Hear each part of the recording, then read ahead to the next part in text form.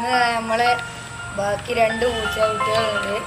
ഇതിനെ കൊടുക്കാനുള്ളതായിട്ട് ഇന്ന് ബ്രൗണ് കളറിൽ വരുന്നതാണ്. ഇന്ന് ബ്ലാക്ക് ആൻഡ് വൈറ്റ് 3 കളറിൽ വരുന്നതാണ്. ഇതിൽ ബ്രൗണും ഉണ്ട്, വൈറ്റും ഉണ്ട്, ബ്ലാക്ക് താവടിയുണ്ട്.